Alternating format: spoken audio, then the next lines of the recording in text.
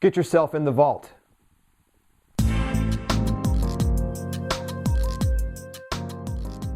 We take a look at the Pelican ProGear Vault Extreme Protection Case with stand. This is for the iPad mini and Retina display iPad minis.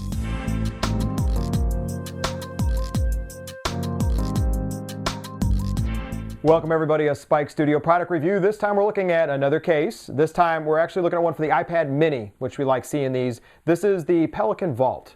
The Pelican Vault is one of these sturdy ones. It's a competitor to ones you've seen before from things like the OtterBox. This one's guaranteed for life. This one is water resistant, not waterproof. It's also supposed to keep dust out and keep out dropping it up to 4 feet tested to drop it.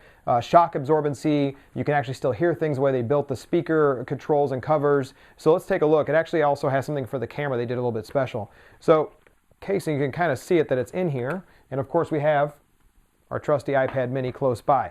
Now, one of the things I heard about this, and I'd like to mention, is that you do have to take a little bit of effort to get it into the case itself. Because this is made to be a protective case, you shouldn't be able to just pop it in there and pop it out with ease because it's shock resistant and everything else. So let's take a look at the case to start.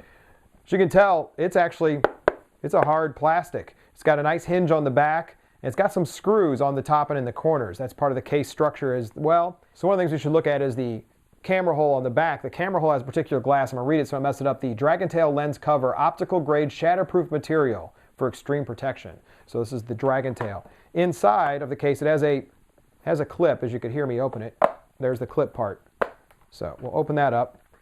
There's an instruction guide that lets you know what you need to take it apart, which includes a lovely tiny little screwdriver there on the back. So to actually get your iPad mini into the vault, and it does support both the Retina and the mini standard, you have to use that little screwdriver to take these screws off, to put it inside of there, and then to seal it up. What it ends up doing is with this inner rubber piece that's here, it creates a seal against your iPad. As you can see, it's got a little beveled edge all the way around that then actually locks your iPad into place.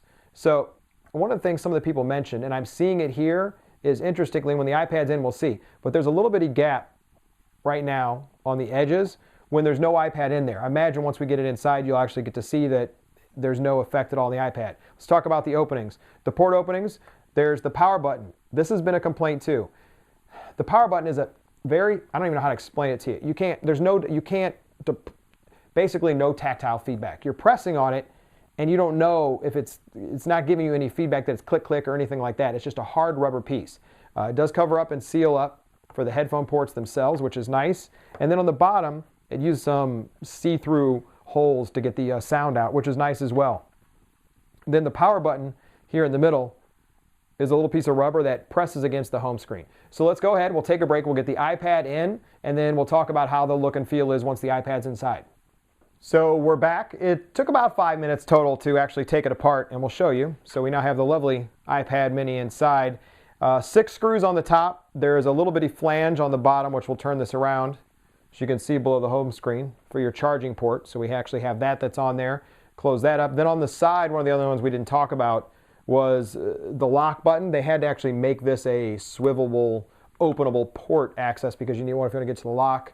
Then above that, what you'd expect is, of course, we have the up and down volume controls that are here. Very stiff, very hard. As we talked about, the headphone one is there. You shouldn't have any problem getting most headphones in there. They should be fine with that. I was afraid that it would be a deep pull and you need an extension, and you don't.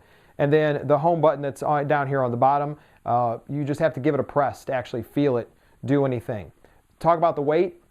Adds a little bit of weight to it, but it's meant to. I mean, this is meant to be a shock-resistant thing. Now, one thing some people have talked about, when you seal it up, and we asked about the gap before, that gap is, as I expected, well, no, take that back. This corner sealed up tight.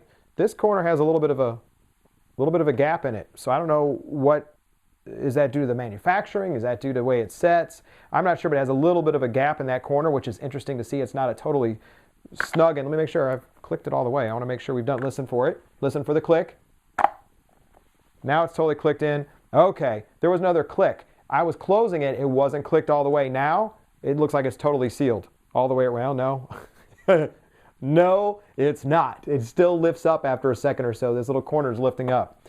One thing that some people have talked about, with this nice seal that's on here, do you need a screen protector? We always say get a screen protector. Why? If you're using a stylus or anything else, you still need to protect it. And when it's open, you still have a screen to protect, so get a screen protector. Now, what about as a stand? As a stand, it's meant to pretty much do this. You could stand it sideways, I guess. Yeah, you could stand it sideways, and if you have a good, sturdy, non-slick tabletop, you could stand at any V, and you have a few angles. This hinge is pretty sturdy, as you can see. It takes a little bit of pressure, so you could stand it in quite a few angles as long as you have it. And then with the rubber edge that's on here, it'll stand up. So this gives you a few options for viewing. So what do we think?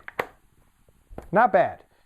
It's going to be on the high end. It's meant as shock resistant. It's meant to drop up to 4 feet. It's water resistant. It's not waterproof. It's not submersible. It actually protects, but yet shows the camera with that actual protective coating in the back. 6 screws seal in the frame. Like I said, it took about 5 minutes. They send a little tool along with it, but it's a standard hex. You could use any standard hex wrench with it you need to. It did come with instructions in case you really got confused about the 6 screws.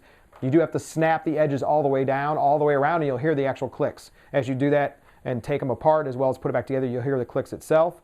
And otherwise, it adds a little bit of depth to the actual device itself. So keep that in mind if you carry this in a bag or book bag. It's wider because, you know, the iPad sits inside of here and creates this seal. Basically, this little square in the middle is the size of the iPad. So you can see the width difference.